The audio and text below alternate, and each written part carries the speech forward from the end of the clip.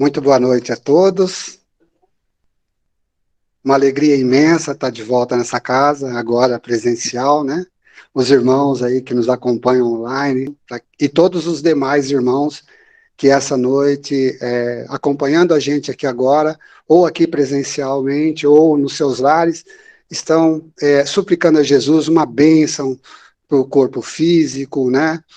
Uma atuação dos médicos da espiritualidade maior, das equipes do Dr. Bezerra de Menezes, no nosso perispírito, no nosso corpo físico, para que sejamos libertos da dor. Outros estão aqui lembrando o nome de alguém que está necessitado de uma prece, de uma oração, de um amparo das equipes do alto, e Jesus com certeza irá conceder essa bênção a todos. Que assim seja, amém? Irmãos, a palestra, como o Paulo disse, Pedro Paulo nos disse, é sobre merecimento e atração. Antes, porém, eu gostaria de fazer uma breve introdução, fazendo uso do capítulo 11 de João, mais específico em 11:39, onde está aquela passagem da ressuscitação de Lázaro, né? Nós, espíritas, estudiosos da doutrina espírita, sabemos que todos os milagres têm lá sua explicação, está lá na Gênesis, né? A gente não se impressiona aí com o sobrenatural, o maravilhoso, né? Porque a gente sabe de como funciona tudo isso, não desmerecendo nenhuma daquelas passagens bíblicas. Mas o que acontece nessa passagem? Por que eu vou colocar ela de início? Porque nós vamos falar de merecimento e atração. Mas antes disso, tem uma outra coisa que a gente não pode esquecer. A importância da gente sempre fazer a nossa parte. Eu preciso ser curado. Muitos devem estar desejosos disso hoje, nesse instante, pedindo para ser curado no corpo físico. Mas o que eu tenho feito? Eu tenho feito a minha parte nesse processo, nessa busca pela cura? Eu tenho feito minha parte? Eu sou merecedor dessa bênção? Eu sou merecedor dessa cura? Por que eu quero ser curado? Para voltar para a mesma vida pecaminosa de antes? A mesma vida de erros? Ou não? Eu aprendi com essa enfermidade e eu quero ser curado porque um homem novo nasceu em mim. Morreu o homem velho. É por isso? Qual o objetivo? Por que a gente busca a cura? E buscando a cura, porque o corpo dói, está doendo, está incomodando, essa situação conflituosa está incomodando, mas por que eu a quero? E o que? Será que eu tenho merecimento para receber essa bênção? Então, nesse trecho do Evangelho, é relatada exatamente a passagem que Jesus está distante, né? E ele tinha amigos muito importantes ali, que ele gostava muito. Sempre que Jesus passava por Betânia, ele se hospedava na casa desses 3 irmãos, Marta, Maria e Lázaro. E Lázaro estava muito doente, e Maria então e Marta, sua irmã, manda que alguém, um emissário, vá avisar Jesus que ele estava muito doente e precisava que Jesus viesse até ali para ajudá-lo. E Jesus não vem de imediato, ele demora e vai chegar 4 dias depois. Quando Jesus se aproxima, chega em Betânia, se aproxima da casa, Marta já vai ao encontro dele, né? Marta já vai, assim, muito, como que a gente vai dizer, surpresa e ao mesmo tempo triste. Era um misto, era um monte de emoções ali na cabeça dela naquele instante, mas ela diz: Senhor, chegasse tarde, já fazem 4 dias, Senhor, agora é tarde demais. E Jesus olha para aquele túmulo onde havia uma grande pedra, e as pessoas que ali sabiam que Jesus estava vindo, se aglomeraram ali, porque sabia que ia vir ali o Cristo, aquele que fazia cegos enxergar, levantava paralíticos da maca, restituía, né, a visão dos cegos, e as pessoas eram libertas das suas chagas, e muitos curiosos estavam por ali. E Jesus então se dirige até a frente, onde está o túmulo, mesmo Marta correndo de encontro com ele, dizendo: Senhor, já cheira mal, já se passaram 4 dias. E Jesus diz: retire a pedra. Isso é importante para nós. Retire a pedra, Jesus disse. Marta, de novo, Senhor, já faz 4 dias, já cheira mal. Será que não é melhor deixar isso quieto, não? E Jesus, por inspiração de Jesus, as pessoas que estão ali tiram a pedra. Jesus não poderia ele mesmo ter tirado aquela pedra? Sim, poderia. Ele poderia. Lázaro não estava morto. A gente sabe na explicação dos milagres que Lázaro sofria, sim, de letargia. Era um estado, e a medicina naquela época não tinha equipamentos, condições de um exame profundo para detectar aquilo. Então, ele foi ali colocado, mas não havia morrido. Jesus não derrogou uma lei natural. Porque se Lázaro estivesse de fato morto, e Jesus, porque a gente sabe que após feito todo o desligamento do corpo, do espírito sendo todo desligado do corpo físico, não há como retornar isso. Jesus não derrogou as leis, a lei natural. Ele sabia que Lázaro estava vivo, que ele precisava ser desperto. Retire a pedra. Qual é a pedra hoje na nossa vida? Que a gente olha para ela e não é uma simples pedra. Essa situação conflituosa que você está vivendo, esse problema seja ele de saúde, seja ele de um relacionamento, seja lá o que for. De repente não é uma pedra só, é uma montanha. E você fala, não dá, eu não consigo. E paralisa diante daquela pedra. Do lado de dentro, Lázaro jazia e já cheirava mal. Do lado de fora, Jesus, com todo o seu resplendor, dizendo, retire a pedra. Cabe a nós aqui entendermos a importância da gente fazer a nossa parte em todo o processo.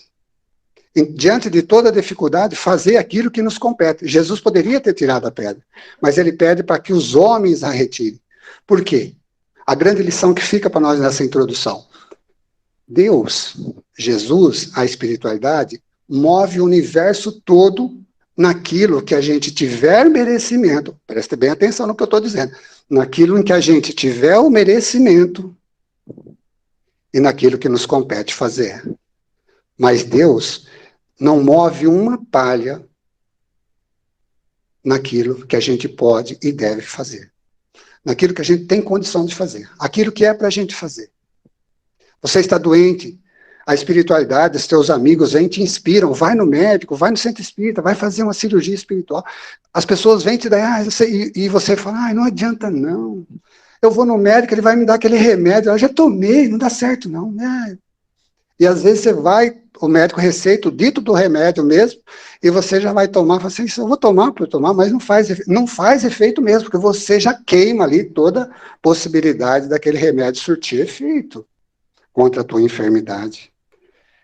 Nós não sabemos o que levou Lázaro a ficar doente, mas nós sabemos, como está lá no livro Céu e Inferno, no capítulo 7, tem lá um Código Penal da Vida Futura, que diz assim, são 33 artigos ou itens, né, que diz assim, toda enfermidade tem a origem nas nossas imperfeições. Então a gente não sabe qual o motivo que Lázaro sofria de catalepsia. Por que ele sofria? Não interessa aqui para a gente nesse momento. Mas tinha uma razão dele ter aquela enfermidade. Né? Toda enfermidade tem origem nas nossas imperfeições.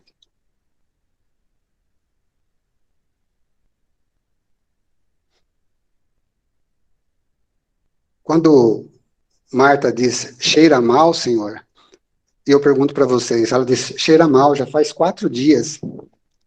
E essa situação que a gente está vivendo, um problema que você não vê uma solução de imediato, você não vê saída. Lázaro fazia 4 dias. E essa situação que nós estamos enfrentando agora, esse problema, essa dificuldade, 4 dias, 4 meses, 4 anos, 40 anos? Quanto tempo faz que você convive com essa situação, mas por algum motivo você ainda não retirou a pedra.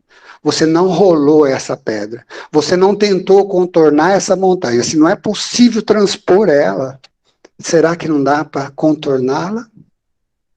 Quanto tempo, meus irmãos? Há quanto tempo nós estamos lutando? 4 dias? 4 meses? 4 anos? Ou há quanto tempo a gente vem evitando? 4 dias? 4 meses? 4 anos? Já cheira mal dentro de nós? O que falta para a gente retirar essa pedra? Essa mensagem de introdução que eu gostaria de deixar para a gente pensar mais sobre esse o tema da noite. Ajuda-te e o céu te ajudará. Ou seja, faz a tua parte, que a espiritualidade te inspira, te faz a dela, te move, né? E fazer a nossa parte, às vezes requer sacrifício. Requer renúncias. Você vai ter que abrir mão de algumas coisas. Chico diz assim: se queres ter algo que nunca teve, terás que fazer algo que nunca fez. De repente você está falando assim, Roberto, mas você está dizendo, vocês aqui presentes, os irmãos que nos estão acompanhando online, vai dizer assim, mas eu tenho trabalhado, eu tenho feito de tudo para resolver essa situação, mas todas as tentativas não têm surtido efeito. De repente você não está utilizando o método correto. Atitudes iguais, resultados iguais. De repente você está insistindo sempre da mesma forma. Você vai mudar a estratégia às vezes. Até para ilustrar essa parte aqui, num colégio, as alunas ali sempre tinham um espelho muito grande no banheiro, e as meninas de 15, 14 anos, elas passavam batom e depois tiravam o excesso. Uma teve a ideia de tirar o excesso no espelho. A outra viu que ela fez a marca, foi e fez também. A outra copiou e todas deixavam ali a sua marca. O diretor, vendo aquilo, falou com o zelador, falou, olha, o banheiro está todo sujo, você precisa dar um jeito de limpar, né? Muita marca de batom e tal. Muito trabalho para mim, mas eu vou ficar depois do horário e fazer isso. E ele limpou. No dia seguinte, mesma coisa. O espelho todo cheio de marca de batom novamente. E o seu Valdir lá, o zelador, disse assim, olha, eu vou ter que ficar de novo após o horário para... Ele disse, não, deixa que eu vou... O diretor chamou todas as meninas e falou, meninas, por favor, o seu Valdir, coitado, ele ficou até tarde para limpar o vidro, o espelho, né? Não faz mais isso não, dá um trabalhão danado para ele, fica mais de hora, e é difícil tirar a marca de batom do espelho. As meninas todas balançaram a cabeça, ele achou que estava resolvido. No dia seguinte, mesma coisa. Todas as marcas de batom de novo. Segundo dia, terceiro dia, e o seu Valdir cansado de limpar. O Valdir chegou para o diretor e falou, diretor, de novo, a gente não consegue. E ele falou, por 3 vezes, ele vai e conversa com as meninas, ele não muda. E então, eles combinam, o diretor combina com o seu Valdir uma nova tática, uma tática de choque. Reúne todas as meninas, antes de sair, levam elas para o vestiário e diz assim, meninas, tenho pedido para vocês, por caridade, coitado do seu Valdir, dá um trabalho danado para limpar esse espelho sujo de batom. Tanto dá trabalho, que hoje eu pedi para ele mostrar para vocês o tempo que ele leva para limpar e como, o que ele tem que fazer para limpar. E as meninas todas ali olhando, e falam, seu Valdir, por favor, mostra para elas como é que o senhor faz para limpar. E o seu Valdir, então, pega um pano, ele vai ali no vaso sanitário, molha aquele pano, vem, passa no espelho, vai no outro vaso sanitário, molha o pano novamente, passa por tudo, deixa aquele espelho sem marca de batom com água do vaso do banheiro, do vaso sanitário. No dia seguinte, ninguém colocou a boca mais numa marca de batom. Então, de repente, a gente está usando uma tática que não vem dando certo e a gente fica insistindo. Às vezes você tem que mudar a tática, usar uma tática, né, um método aí mais forte, mais pesado para atingir o objetivo que se espera. No livro Fé, Paz e Amor de Emmanuel, esse livro tem em PDF, quem estiver acompanhando a gente aqui, ou quiser acompanhar, quiser assistir aí no seu computador depois da palestra, quiser ler esse livro, ele tem em PDF. Fé, Paz e Amor, ditado por Emmanuel, psicografia de Chico Xavier. Eu só vou abordar um trechinho. Ele diz assim, olha o que Emmanuel diz para nós, e aqui está a chave que resolve grande maioria dos nossos conflitos. Muitas das perguntas que a gente faz, muitos dos porquês, as respostas estão aqui, nesse trechinho. E aqui ele deixa tão claro que ninguém, absolutamente ninguém de nós, é vítima de nada. Olha o que Emmanuel diz. Ninguém recolhe o bem sem merecê-lo. Ninguém recolhe o bem sem merecê-lo. E ninguém recebe o mal sem que o tenha atraído. É uma questão de afinidade. É uma questão de merecimento e atração. Daí o tema da palestra ser merecimento e atração. Ninguém recebe o bem sem merecê-lo. Você não vai colher coisas boas se você não plantar coisas boas. O Emmanuel está falando aqui. Não dá. Ah, mas eu sou um infeliz. Eu sou um perseguido pela espiritualidade, pelos espíritos zombeteiros. Fizeram mal para mim. Tem aqueles que ainda dizem assim, fizeram macumba, com todo o respeito que a gente tem pelas outras doutrinas. Fizeram macumba para mim. A pessoa está sempre colocando, encontrando culpados para a situação que ela mesma criou. Se a gente meditar nesse trechinho, que ninguém recebe o bem, ou seja, ninguém recolhe o bem sem que o tenha merecido, e ninguém recolhe o mal, ninguém recebe o mal sem que o tenha atraído. De que forma que você atrai o mal para você? Através dos seus atos, dos nossos atos, eu estou me incluindo aqui, através dos nossos atos e pensamentos. É por aí, é afinidade, é sintonia. Diga-me com quem andas e direi quem tu és. No que você pensa a maior parte do dia? No que você pensa? Os seus pensamentos são bons? Ou você vive vibrando numa sintonia de ódio, desejo de vingança, revide? Ou você é uma pessoa que pensa em perdoar algumas situações, tentar entender o porquê que alguma coisa aconteceu daquela forma. Às vezes você fala, mas eu fui prejudicado. Eu fui prejudicado agora há pouco. Aí você fala, pô, mas fulano me lesou. Será mesmo que ele me lesou?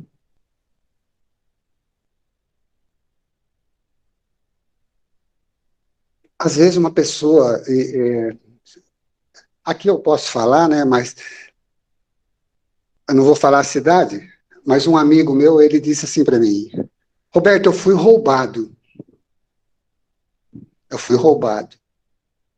Entraram na minha loja e levaram muitas coisas, não só as ferramentas de trabalho, mas os arquivos, as coisas que eu tinha lá, inclusive uma quantidade grande de dinheiro que tinha na loja. Eu fui roubado. Fala uma palavra, diga uma palavra que vá me consolar, que vá tirar de mim essa minha vontade louca de encontrar essa criatura que me fez esse mal e esganar ela. E fazer um mal para ela tão grande quanto esse que ela me causou. Diga uma coisa, qualquer coisa, que tire de mim essa vontade de ir atrás dessa criatura e causar nele uma grande dor, fazer nele um grande estrago.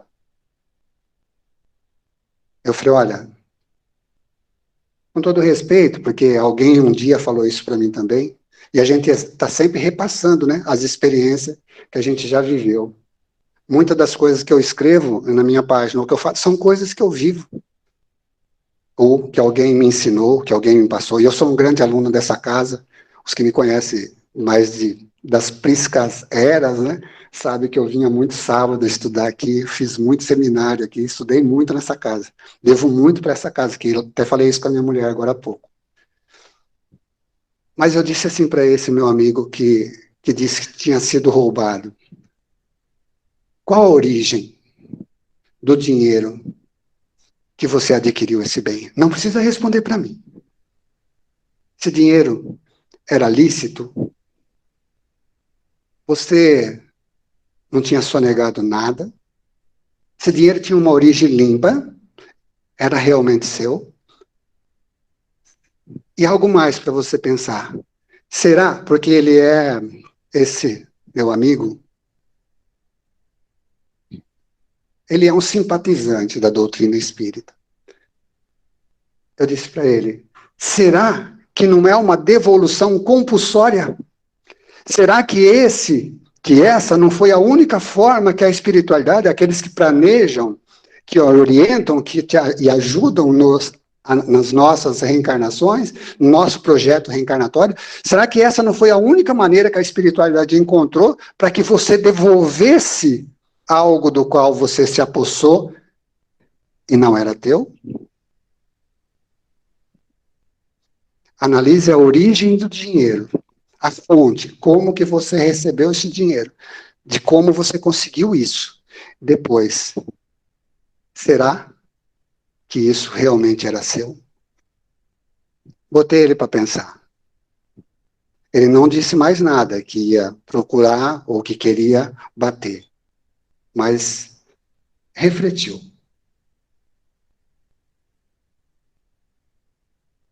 Então, nada do que nos acontece, acontece por acaso. Na questão de número 8 do Livro dos Espíritos, a resposta da questão número 8 diz assim, o acaso é nada, o acaso não existe.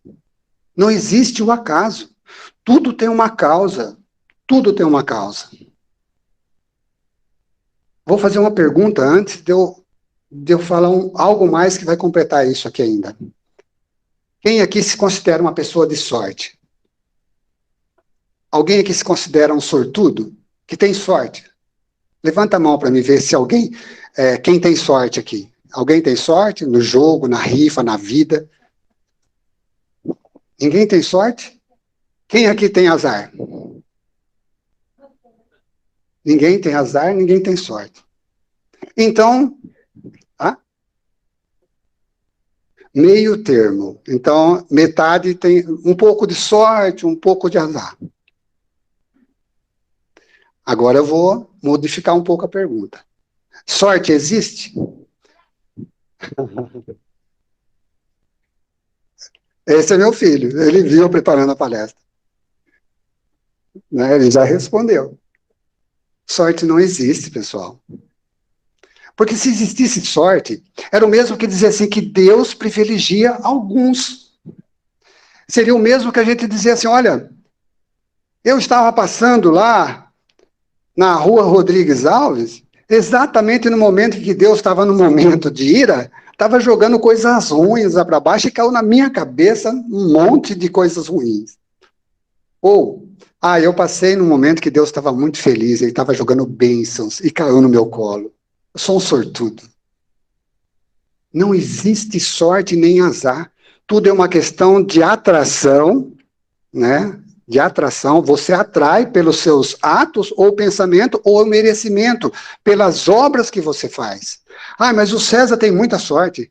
O César tem isso, tem aquilo, tem aquele outro. É uma pessoa assim. Sorte? Você não viu o trabalho que ele fez para ter o que ele tem, para ser quem ele é, o quanto ele se preparou na vida para estar onde ele está, onde ele chegou. Será que nós não estamos plantando espinheira esperando colher uvas? E aí a gente reclama. Mas eu não tenho sorte. Sorte não existe. Como eu disse, se existisse sorte e azar, a gente ia dizer assim, por que Deus privilegia uns então com a sorte e outros com o azar? Não tem, não existe. E ninguém é obsidiado, ninguém faz mal para mim, ninguém tem um espírito obsessor o tempo todo, te jogando coisas ruins em cima de você, sem que você tenha feito algo. Não. Você atraiu aquela mente zombeteira, maligna, para perto de você. Atração. Atração. Merecimento e atração. Ninguém faz mal. Ninguém te faz macumba. Macumba não pega. Se você é uma pessoa do bem, você vai receber sempre o bem. Se você é uma pessoa que pensa mal, age mal, você vai atrair coisas ruins. No Livro dos Espíritos, a questão de número 511, Kardec fez a seguinte pergunta para os espíritos.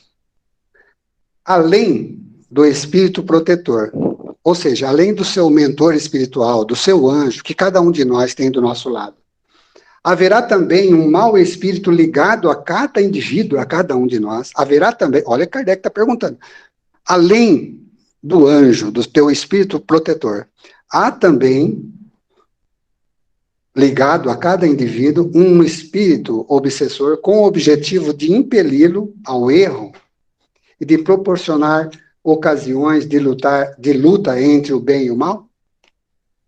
Trocando por miúdos, Kardec perguntou assim, olha, além do anjo, do espírito protetor, tem também uma entidade trevosa do lado de cada um de nós, nos empurrando para fazer as coisas ruins? Tem? Isso já é determinado? Olha a resposta dos espíritos. Ligado não é bem o termo.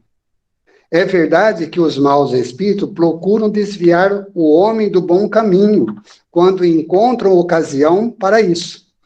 Quando, porém, um deles se liga ao indivíduo, o faz por si mesmo, porque espera ser ouvido.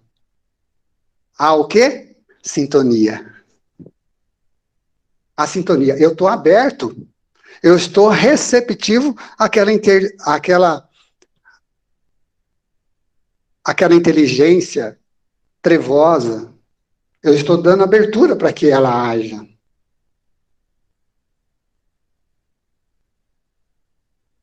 É o homem que se deixa influenciar. Então, nós não estamos predestinados a ter uma entidade trevosa do nosso lado. Não.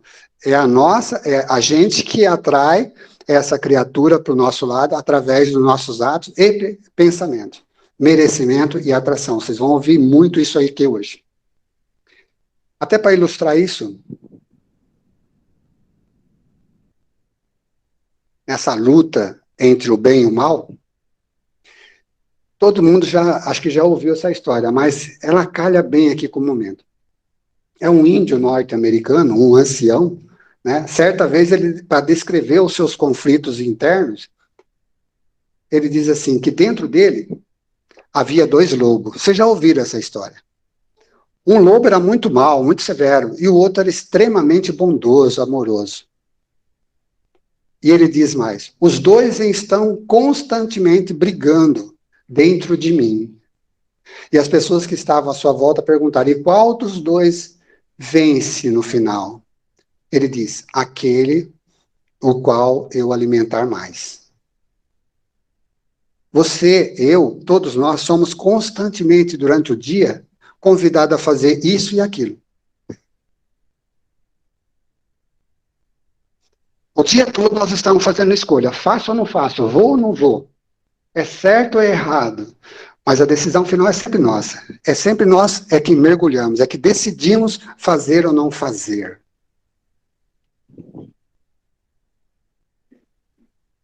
Então,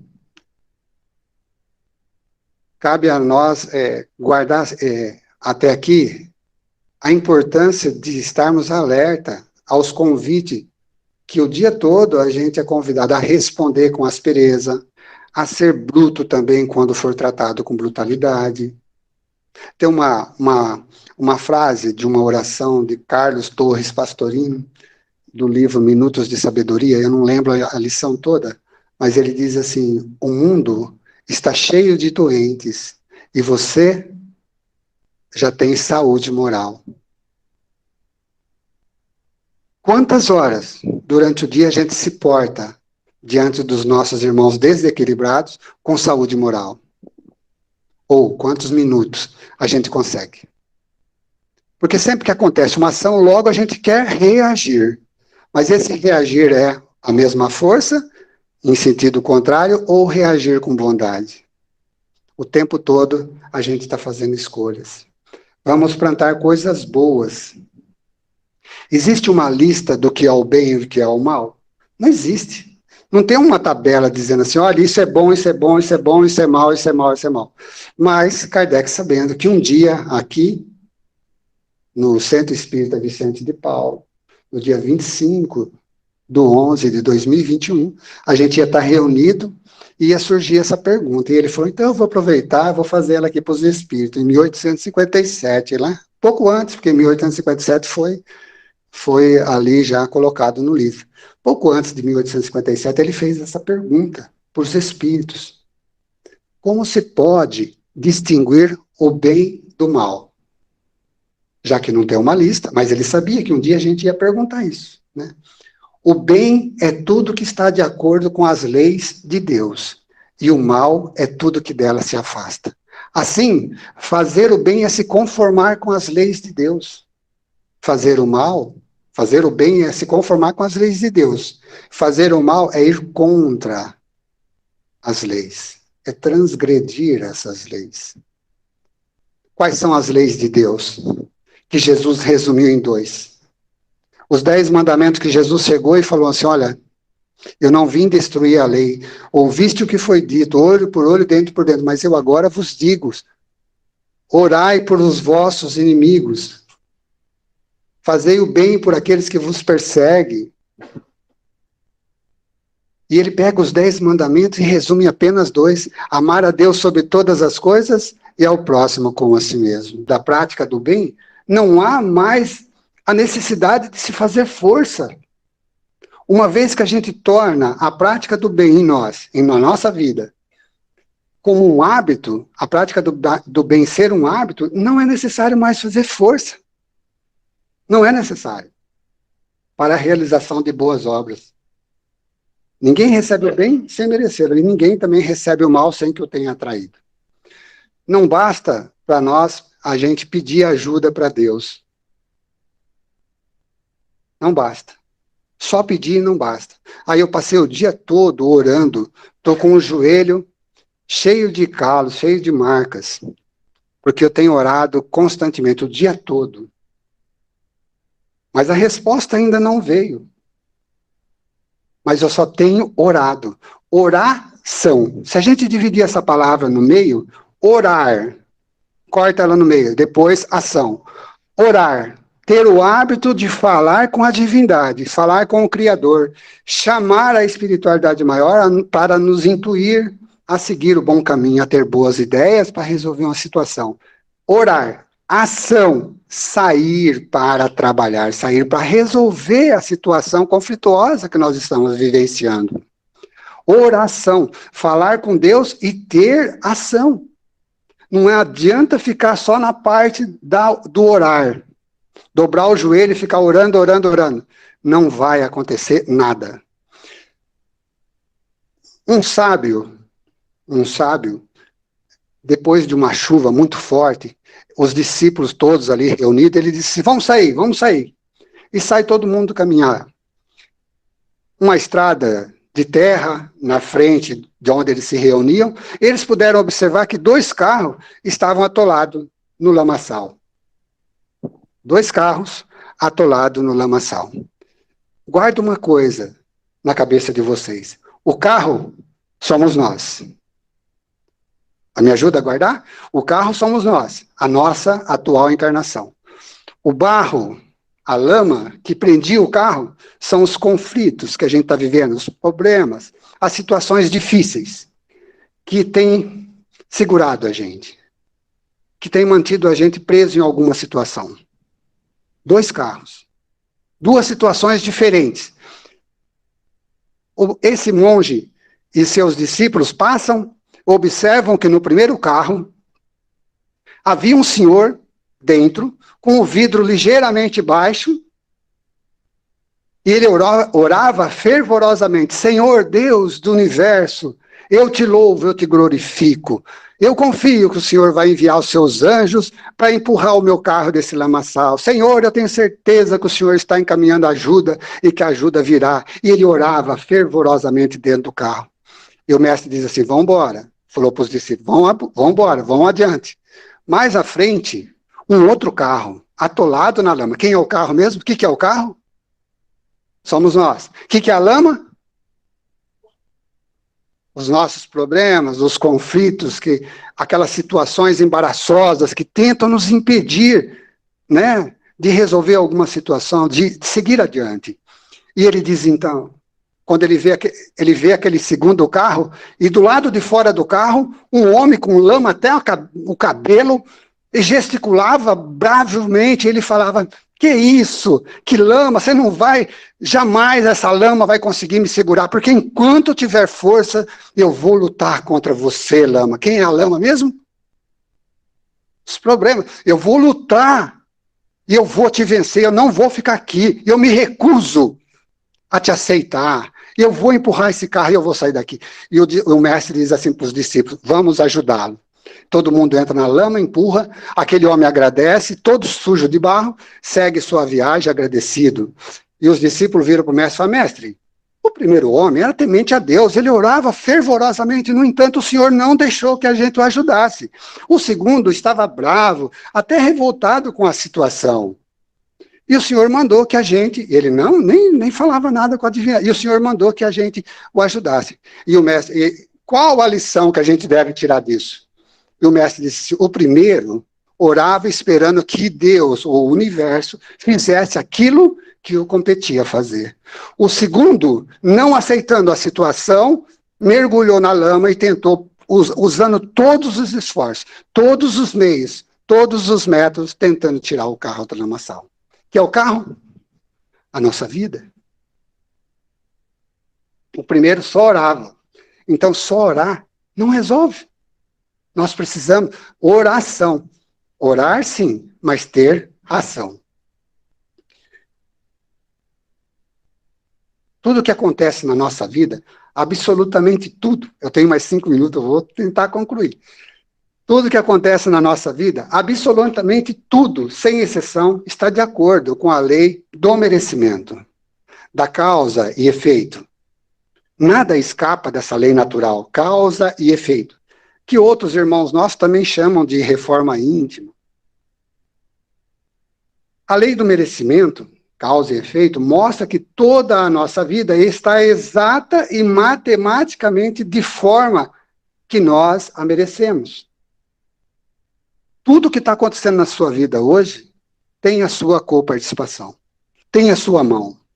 Mas eu não lembro, Roberto, eu não lembro de ter feito algo para estar merecendo isso que eu estou vivendo hoje. Você não se lembra. No capítulo 5 do Evangelho segundo o Espiritismo, bem-aventurados os aflitos, tem causa atuais das aflições e causa anteriores das aflições. Quando a gente não encontra a causa, o motivo, nessa encarnação, muito provavelmente, é de uma encarnação passada. Mas ninguém, absolutamente ninguém, sai da vida devendo. Absolutamente ninguém. Toda transgressão terá que ser reparada por nós. Não dá para você pedir para alguém vir no centro e receber o passe por você. Não dá para alguém fazer por você aquilo que te compete fazer. Ninguém nos faz mal a não ser nós mesmos. Esta lei do merecimento está em total e plena concordância com o que nós criamos em nosso passado, com o que nós fizemos atrás, com o que nós plantamos, com aquilo que nós semeamos, com aquilo que nós fizemos e, principalmente, com o que nós sentimos, pensamos, emitimos. Quando eu penso, eu crio. O pensamento cria. Quando eu penso, eu crio. O pensamento é energia.